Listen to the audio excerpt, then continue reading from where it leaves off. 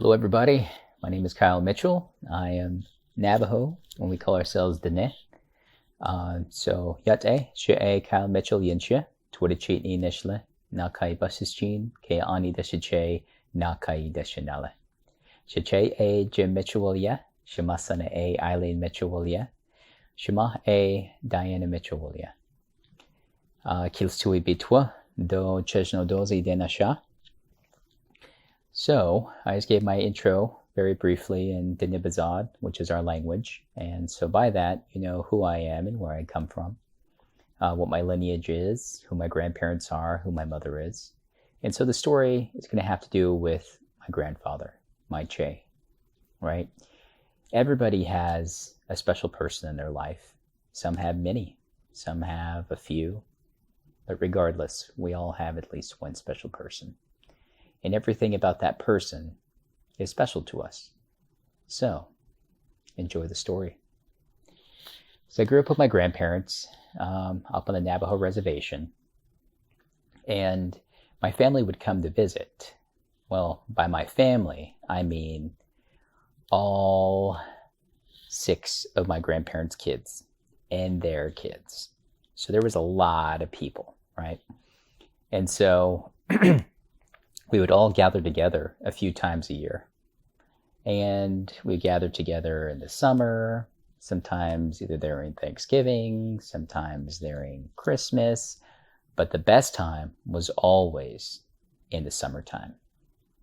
Because in the summertime, it's nice and cool outside, right? At night. During the day, it's warm. It's a little bit hot. It's that perfect time to get outside and go swimming, to ride your bike, to do all the things you love to do. And so that summer, when I was young, probably about 10 years old, I remember being super excited. All my aunts and uncles came and their kids came and we all got together. And then I always had a few uncles who always brought the best things.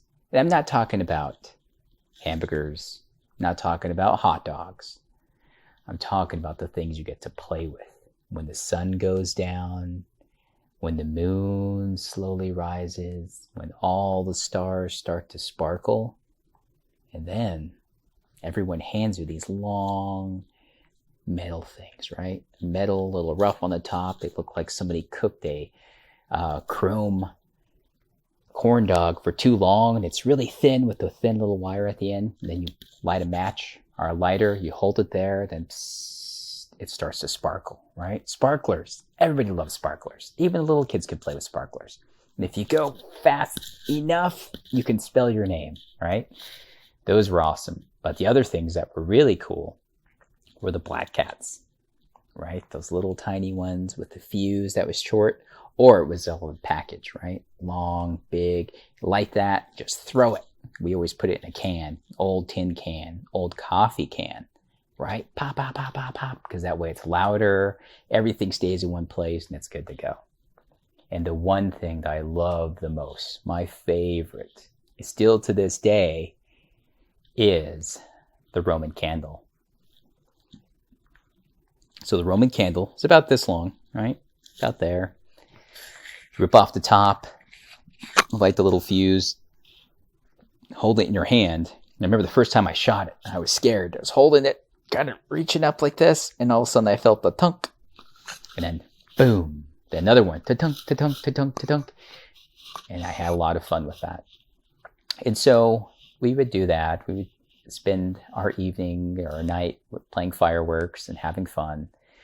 And then that night we would eat leftovers from all that day, because we would always barbecue, we would always grill. My grandma would make a lot of fry bread, right? Stacks of fry bread, because you can't not have fry bread on the reservation. Come on now. And then the best thing, the thing that's like gold to everybody and still to this day, is what we call nanaskad. I say it in a whisper, in a tone, nanaskad. So if you speak the Nibazad, you know what that means. But if you don't, that's fine too, because guess what? You just learned the word for tortilla, right? It's a little thick, a little fluffy, but it goes perfectly with some meat in the middle, maybe some leftover steak, maybe a little bit of chicken, maybe a hot dog, maybe a brat, maybe just butter. Rolling it up and eating that. Oh, so good, so good. So, fast forward a few years, right? All my aunts and uncles, their kids are growing up. They have other obligations during the summer. So, about 12 years old, maybe about your age, right? Maybe not. Well, at least maybe you can remember how young, or you can remember life at 12 during that time. And I remember my grandparents wanting to go into Winslow, which is the nearest border town. And we were going to Winslow, and we went to KFC, went through the drive-thru, my Che's old Ford truck, right? With just the single cab, bench seat, right? Still had the radio knobs on there. And I sat in the middle. My Che would be the driver, my grandma would be the passenger, and I'd be right in the middle. So we'd go through KFC. They already knew what meal to get, right? The combo with this, and we had to make sure it was original recipe, not extra crispy, because that's what they liked. Had to make sure there was mac and cheese and what was it? Oh, mashed potatoes and gravy, and then mac and cheese and corn on the cob and the biscuits. Yes. So we got all that. And we made our way towards the high school football stadium, right? The giant stadium there. And then my Che drove up, put his truck in reverse, right? Backing up and looking, and he parks in this little single spot. And then we get out. The sun's still up. It's not all the way down yet. My grandmother throws a blanket on the back of bed. My Che puts on the tailgate. And then we start eating. And as we start eating and they start talking, I look over to my right and I look over to my left. And I see people starting to come in. So there's a truck that pulled up next to us, a car next to us, and so on and so forth. And all these people started piling in around us. And I remember thinking to myself, like, wow, this is awesome. You know, everybody's gathered together for my Che's birthday to celebrate his birthday. And then just as the sun went down, maybe 5 minutes into it, everybody hears the thoom come out from the 50-yard line of the football field. And it goes up and goes up and goes up, and then boom, the color white. And another one goes up, boom, the color of red. And then another one goes up, boom, the color of blue. And then after that, it starts to sparkle and shimmer, right? So on and so forth. And I remember being so happy and so excited and looking around and thinking, man, my Che has the best birthday parties ever. And so I'll always remember that moment in my life. And as I grew up, as I became an adult, as I had more adult obligations, I still keep my family close to me. And over the years, I've been fortunate enough to go back home on the reservation to go see my Che and go see my grandma. And just as before, just as my aunts and uncles before, I would drive, would stop in for a little bit, and then the next morning I wake up super early, jump on the highway, get to Winslow, jump on the freeway, head east all the way to Gallup, and then there I would pick up the 3 essential things, right, from my childhood. What was it we lit, right? It's a long, skinny wire. You light it, and it's sparklers. Yes, you got it right. Sparklers. What was the next one? I couldn't hear you. What'd you say? That's right. Black cats. Pop, pop. And then the last one, the one where you have to be super careful with. You always need adult supervision. Roman candles, right? Tum, tum, tum, tum. And so I pick up all those things, get back to my grandparents' house, start the grill, throw the meat on, and enjoy the meal. And as soon as that sun sets to the west, it starts showing that beautiful orange, purple color. And once it goes to sleep, the moon pops out. Look up and see nothing but stars in the sky. That's when the show begins. But beyond just shooting fireworks, beyond just eating a meal, it's spending time together that counts the most. And I'm so grateful and so thankful that the 4th of July decided to be on my Che's birthday. So as the holidays approach, look at the memories around. They're always holidays. We all experience them. But it's how we live them and how we remember them that really matters. So take some time after my story, after my video, and talk with one another. Share a memory. First thing that pops to your head. Because that's how stories live. And that's the way we live. So enjoy your time. Stay healthy. Stay safe. Until next time. Ahiahat.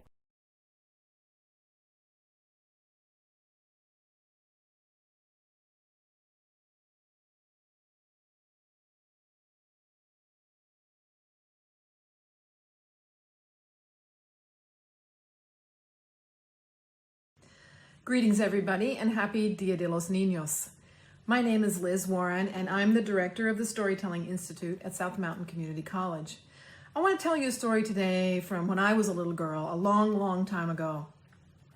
I grew up on a farm in Gilbert, Arizona, a dusty, hot, dirty little farm, and my dad had to pay for every drop of water that came onto that land.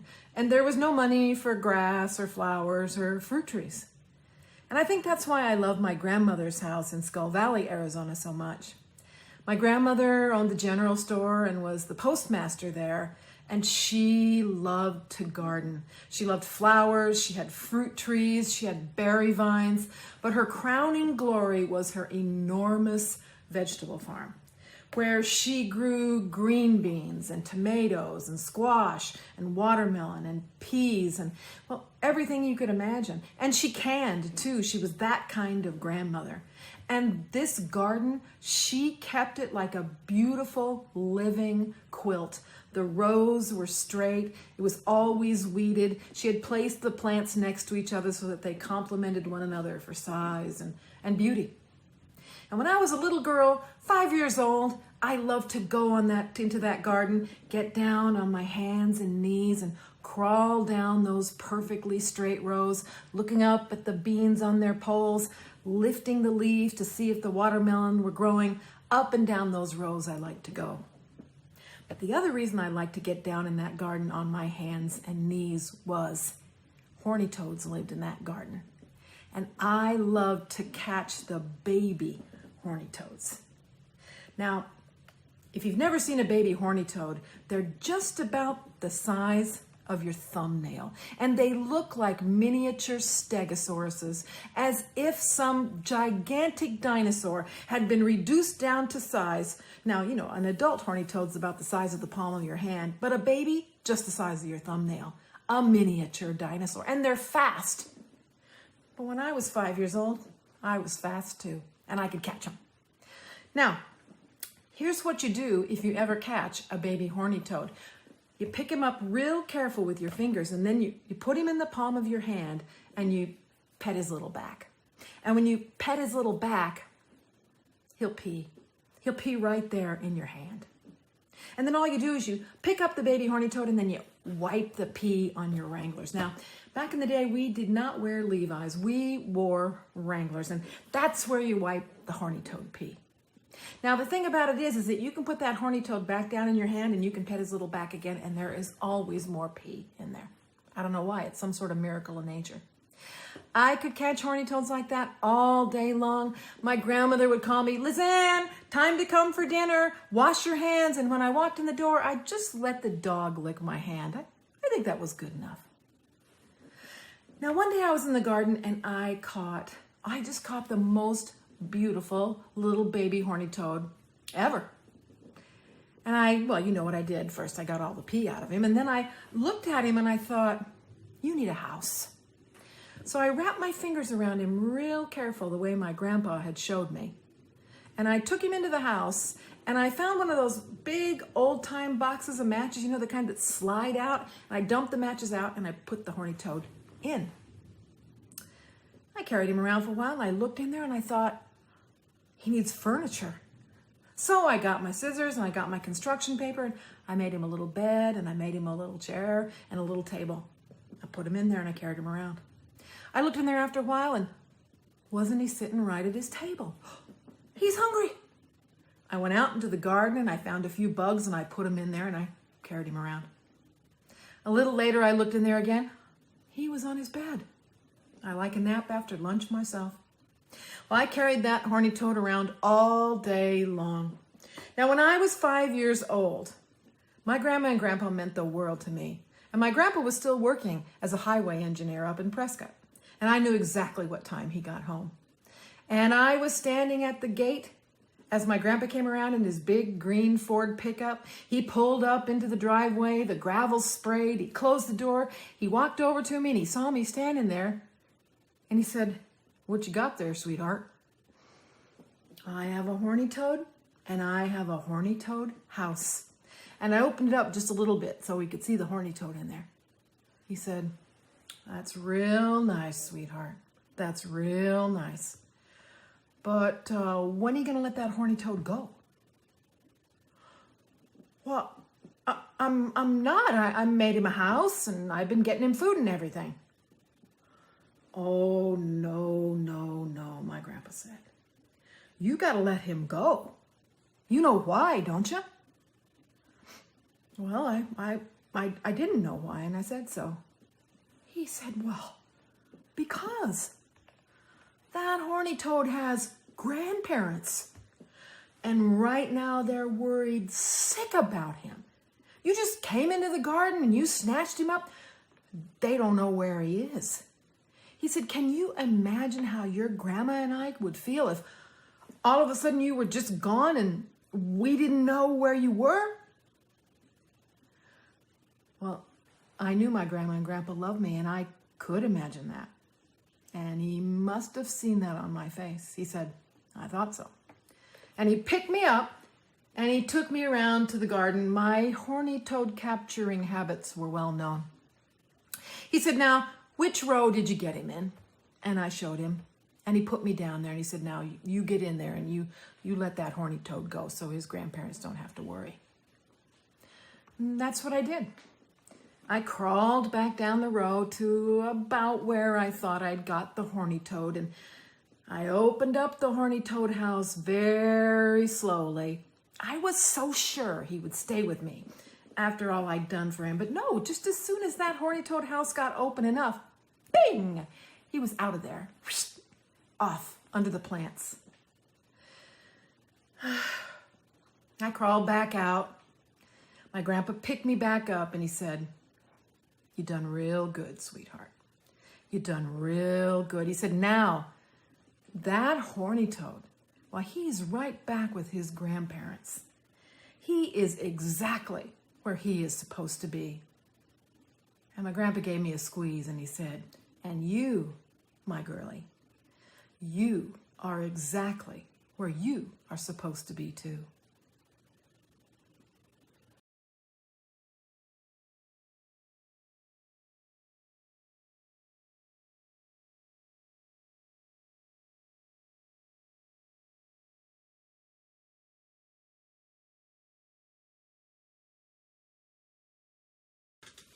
Hello everybody, my name is Mario Avent.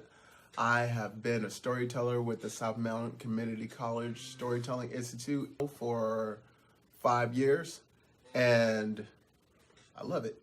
So I am here to tell you a story about family and community, and this is the story of the three Billy Goats Gruff. Not the version that you have normally heard, just a little twist on it. So once upon a time, in a fairy tale land far, far away, there lived a bridge. And under this bridge lived a troll. But this wasn't just any troll. This was DJ Troll. And DJ Troll threw the sickest parties throughout all the fairy tale land. And throughout the night, you can hear bumping.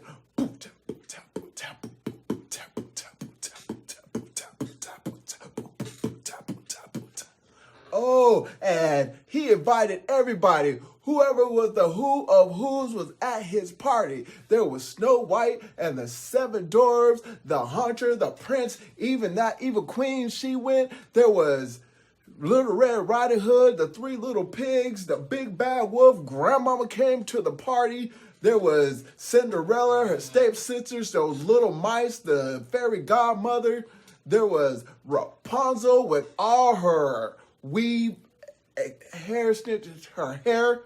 Even Sleeping Beauty came if she could stay up. There was everybody that was there. And they had the greatest time, but they didn't just come for the party. They came to hear the self-proclaimed greatest beatboxer of all time.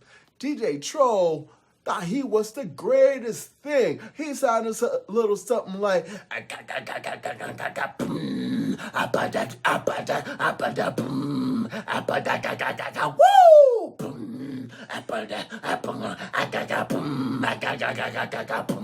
woo!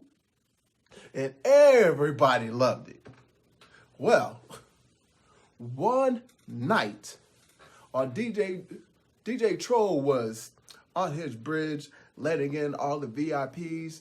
There were 3 brothers. These 3 ghosts, they wanted to get into the party so bad, but they were never invited. But tonight, they were going to get into this party. The DJ Troll is up there, and he's letting in Grandmama, and he's letting in the 3 little pigs, and then he looks down and he sees his little goat, and he says, "Who are you, and what makes you think you can get into my party?" And the little goat said, "Well, they call me Little Gruff. I heard you beatboxing. I can do what you do." Well, I'll make you a deal. You impress me, or you become my meal. And then Little Gruff started.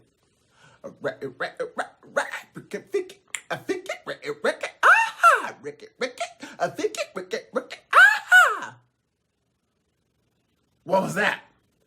That was just noise. Get in my belly. And then Little Gruff said, "Hold up, wait a minute, slow your roll. I got another big brother that could beat the troll." Okay. Then bring him on.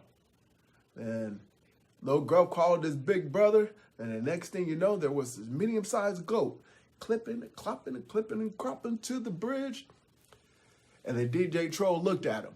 "Who are you, and what makes you think you get into my party?" "Well, they call me MC Gruff. I heard you beatboxing. I could do what you do." Well, just like your brother, I'll make you the same deal. You oppress me, or both of y'all become my meal. And then MC Gruff started.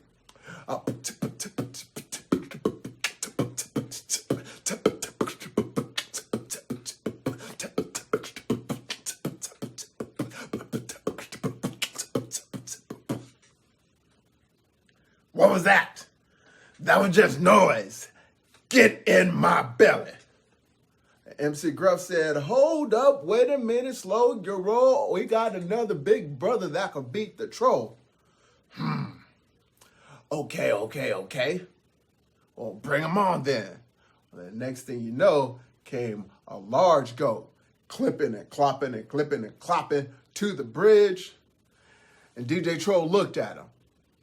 "Who are you, and what makes you think you could get into my party?"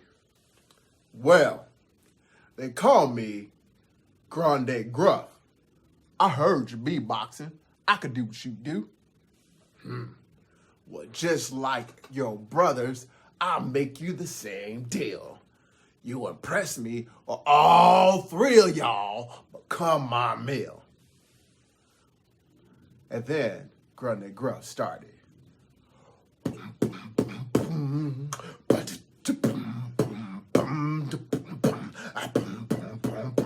Yeah. Yeah. What was that? That was just noise. Get in my belly. Then Grande Gruff said, "Hold up, wait a minute, slow your roll. I bet you all of us together, we can beat the troll." So, you want to challenge the troll. And the troll got decided. He called everybody outside to hear him beat the 3 Billy Goats Gruff. Everybody, Snow White, the 7 dwarves, the big bad wolf, Grandmama came out, and Rapunzel came out with all her weave hair extensions, her hair, and she made a huge circle around DJ Troll and the 3 Billy Goats Gruff. And then Granddad Gruff said, well, this is your party, you start. And then DJ Troll started. Woo!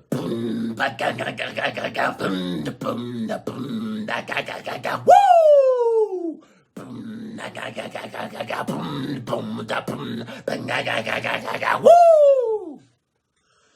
And everybody was so excited. Oh my God, DJ Troy is so good, he's so good. Oh my God, he is the best. Woo! DJ Troll was gonna be tough to beat. Then Granddad Gruff said, hey, little Gruff, won't you start us off? And it sounded a little something like,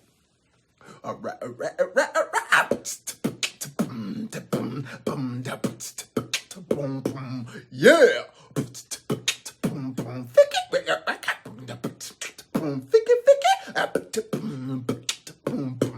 Yeah. Yeah.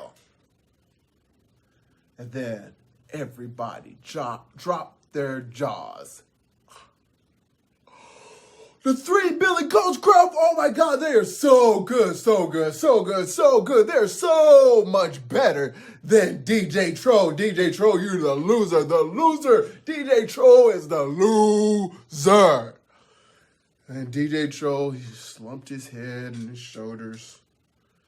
Okay, you get into my party anytime you want. Go ahead. And then the Billy Goats Gruff looked at DJ Troll. Hold up, wait a minute, slow your roll. I bet you all of us together, we sound better with the troll. DJ Troll looked up. What? Really? You want to beatbox to me after I treated you like that? Psh, this is a community. We didn't come out here to embarrass you. We just wanted to have fun, join the party. But we'll go in with you on one condition. We go in as the 3 Billy Goats Gruff and DJ Troll. And that's exactly what they did. And if you listen really, really carefully at night, you might hear the sickest parties.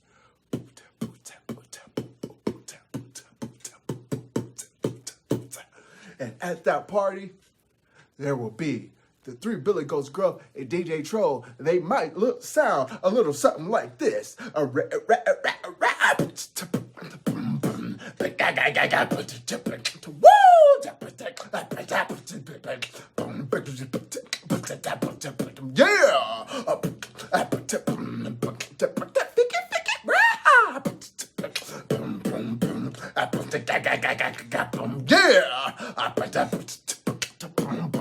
Woo! 3 Billy Goats Gruff and DJ Troll. Thank you very much.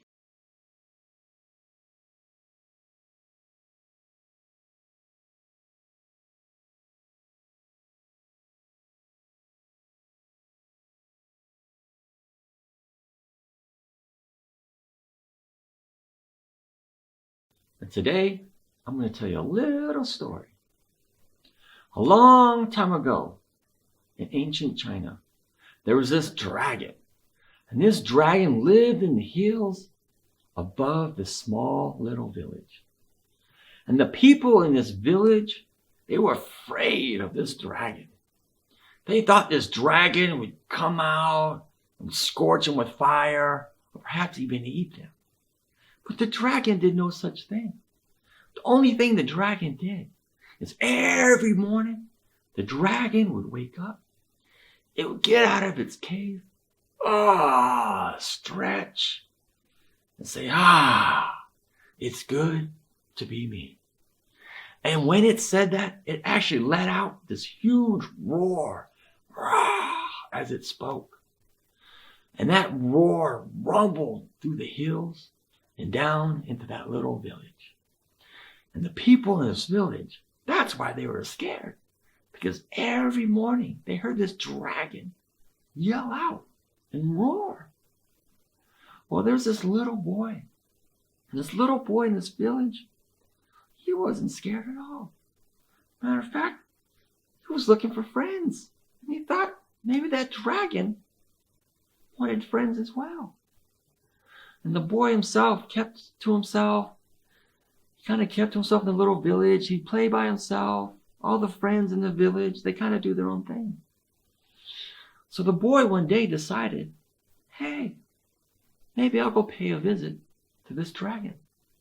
So this young boy walked out of the village all on his own, went up to the hill, and went to the cave where the dragon slept. And the one morning when the dragon came out, and stretched, it's good to be me. Well, the roar was so loud, the young boy had to cover his ears. But when the dragon was done speaking and roaring, he looked down. He saw this little boy. And this little boy said, hello, dragon. And the dragon said, hey, what are you doing here? Don't you know that people fear me? And the young boy said, I don't fear you, dragon. Matter of fact, I'm looking for a friend. And I thought maybe you would like a friend as well. The dragon said, I don't need any friends. Well, the boy said, are you sure? And the dragon was really taken back by how this little boy, who was about 8 years old, was not even afraid of him. So the dragon kind of calmed down. And the boy and this dragon, they talked for some time. And they actually started to become friends. And they talked all day. And finally, when the sun was going down, the boy went on his way home. When he got there, the mom was afraid and worried. Like, where have you been? And the young boy said, Mom, I was up in that hill talking to the dragon. The dragon? Why were you talking to the dragon? Don't you know you could have been hurt? That dragon could have hurt you or ate you or burned you to death. And the boy said, no, Mom. The dragon and I are friends. The mom said, are you kidding me? That's ridiculous. I said, no, Mom. Everything is fine. Well, the mom was really worried and said, you better never, ever go there again. Well, the boy went to sleep that night.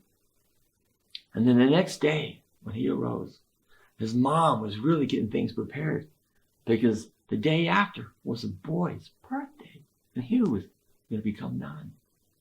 So mom was getting things ready for his birthday. And the young boy had asked, hey, Mom, can I invite someone? She said, yeah, you can invite anyone you want. She says, do you have any friends in the village? The boy said, yeah, I have friends. I have one friend, actually. He's the dragon. I want to invite the dragon. The mother said, the dragon? No, we talked about this. The boy said, no, I want to invite him. Of course, the mother was totally against it. But when a couple of days had passed and it was time for the boy's birthday, sure enough, the boy had snuck out. Early morning, went up on his birthday to the dragon's cave. When the dragon came out and roared, it's good to be me. The young boy had been standing there. He said, hello, dragon. Today is my birthday, and I want to invite you to my birthday. The dragon said, whoa, me? No one has ever invited me to anything before. And the dragon got really emotional, and he started to cry. And he cried and he cried, and his tears started coming down like heavy rain. And he came down from his tears, his eyes, his cheeks, and rolled down the hillside. And it made a river. The dragon got so sentimental. And the dragon said, sure, I'll go to your birthday. You can climb on my back, and we'll go down to the village together. And so the boy climbed on the dragon's back, and there was so much water from the tears of the dragon that made this river from the mountain. The boy got on the dragon, and the dragon floated down in this river of water. Down, down. And they floated all the way down to the village. And the dragon turned into this majestical boat. And when he came down to the village, everyone was, wow, you're riding on a dragon. And this dragon was so happy. And the people in the village noticed that the boy was happy. And nothing happened to this young boy. And now this dragon has become this beautiful boat. And the boy sailed it through the village, right through the river, all through, down into this beautiful lake. Well, now the village and everyone was joyful and cheerful that now the dragon, they knew it was never going to harm them again. And that the boy had become friends. And until that day, dragon boats were born. And that's how the Chinese dragon boats came to be. Thank you.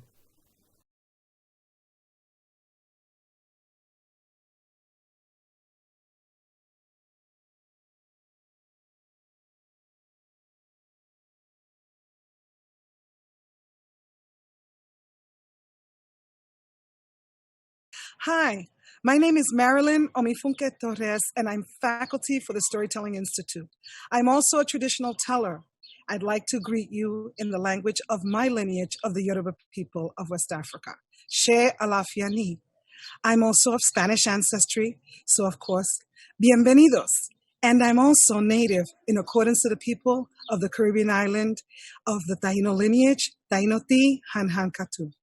It's a pleasure and a joy to be here with you at this time, sharing with you one of my favorite stories that I've told students for many, many years. It is a story that comes from the Satopec people of the southern area of Mexico. And it was told as a legend, and it was told in poems, and it was sung in songs.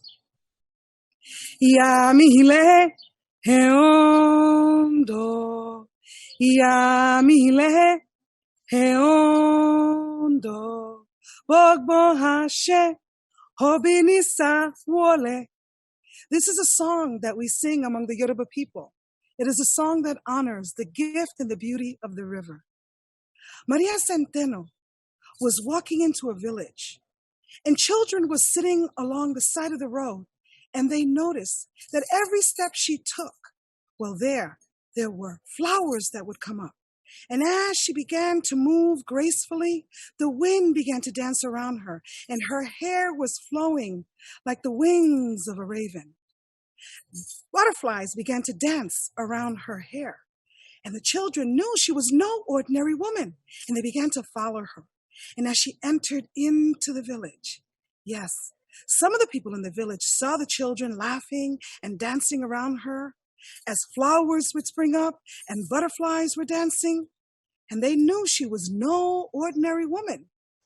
And there were some people that saw that she was definitely filled with power, and they became afraid. Who is this stranger coming into our village, and why are our children following her? She began to walk slowly to the edge of their river, a river that had fed the people and nurtured them for thousands of years. And she let her hair down, and the river began to rise up and dance all around her. And the fish began dancing and jumping, and songs began to come out from the wind and from her words. Yamile heondo. She was greeting the river, and the river was greeting her. She stepped back, and the river went right back into its place. Well, the elders came out. They knew that she was a gift, and they all decided, we must make her a very special place so that the people and the children can come and be with her, because they knew she brought stories from another time and another place. And they knew that she was a gift. But there were those in the village that were afraid she was different. They didn't want someone with so much power who could control their river. It did not matter, because once they built her a beautiful house right beside the river where she would sing, the children would come and she would teach them stories, and she would share with them legends and all kinds of magical worlds. And more, the people became afraid. She was different. And when she would go into the village, to the market, to get food, fruit, and vegetables, some of those village people would not sell her things. Some of those village people would not speak to her. And some of those village people would taunt her and say unkind words. And Maria would look and could not understand. And after a while, her heart became heavy. So when the moon was full, she stood out and she spoke to the moon, grandmother, and said, I must go. They cannot receive what I have to give. And that morning when the sun rose, she walked towards the river. It was time to say goodbye. Ia mihile heondo. And she began to speak to the river. Mother, I must go. The people cannot hear. They will not receive. My heart is heavy. And the river rose up and began to whirl around her. If you leave, I will leave with you, said the river to her. And as she began to walk away, she said, no, stay. The people need you. And the river said, no, you are my daughter. I have brought you. And so I will leave with you. And so it was that Maria began to walk out of the village, and the river began to flow behind her. And the people were stunned, and the children began to cry, where is she going? Where is she going? And she walked and walked and walked, and the river followed her until far in the horizon she disappeared. Well, over time, the river, not feeding the land and not feeding the animals, not feeding the earth, well, everything began to die. Everything began to grow dark, and the people began to weep, and they became hungry, and they began to lose all that they had had. And the children said, please, to the council elders, let's find her. Let's bring her back. She has our river. We need her. And those who knew that they had not treated Maria well, their heads bowed down in sadness, for they realized that she was indeed a gift from a river that had fed them for thousands of years. Ia mihile heondo. So the village gathered together. They put together all the offerings that they could find that they had left, and all together the village went, and they began to search in the canyons. They looked and looked and looked, and in the distance they saw a cave, and there was an iguana. They knew she had to be in there, for water began to flow out of the cave. And the iguana, who is known as the dream guide, the dream teacher, they knew that that was her protector. So the people gathered at the entrance of the cave as the water began to flow upon their feet. And they began to call to her, please, Maria, come back, Maria. And they heard, Ia mihile heondo. And they saw Maria's hair flowing with the river. Her back was turned to them as she stood at the entrance of the cave. The children had offerings in their hands. Maria, please come back. Our people are sorry. We are sorry. Please come back. We need the river. We need you. And they did not know how long she would stand there. It was almost as if time stood still. And suddenly, Maria whirled around, and the fish in the river whirled around her, and it began to flow among the feet of the people as their heads were down, and the children's hands were up with these offerings. Her head was down, and she looked up in their eyes, and she said, I will come back, but under one condition, that you must never, ever, ever treat strangers that come into your village unkindly. You must never, never, ever taunt and say things that hurt the hearts of those who come. For you do not know the gifts that they bring. The people took a deep breath and the children began to cry, thank you, come back, Maria. And as she began to walk out of the cave, the river began to flow behind her and the people began to follow her. They followed her and walked across the canyons. And the river began to feed the earth, and everything in every step she took as the river flowed began to turn green, and the birds began to fly. They could hear them singing. The butterflies began to dance around her, and the river flowed stronger and stronger. And when she entered the village, the river flowed right in to its natural place. Yamile Heondo. And the people were so happy. They began to leap into the water, singing and dancing. Everything began to grow green. Flowers began to spring up. The trees began to take life again.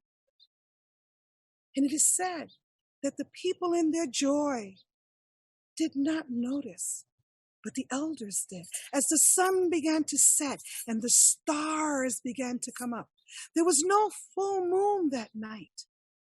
And the children looked around to the elders as the dancing and the celebration continued into the night. Where is she? Where is she? Grandfathers, grandmothers, we do not see Maria. Where is she? And the elders pointed up to the stars. They say, look, she is there. She is a special star, and she is looking upon us and watching us to ensure that we keep our promise to treat all strangers well. And from this day on, we will tell you stories that we know that Maria Centeno, daughter of the river, brought from another world, will tell us in our dreams. Yamile Heondo, Yamile Heondo, Bogbahashe, Hobinisa Wole. If you want to read this story to your children, it is called La Mujer que brilló aún más que el sol, the woman who outshone the sun. It is always my favorite story, and one I think we in our communities must remember, that we are the descendants of the village. We are the descendants of Maria Centeno. Let's look up at the star and remember our promise. Children, treat all strangers, all people as your friends. Thank you. Modupwe, Nevelese Olodumare. Ashe y muchas gracias.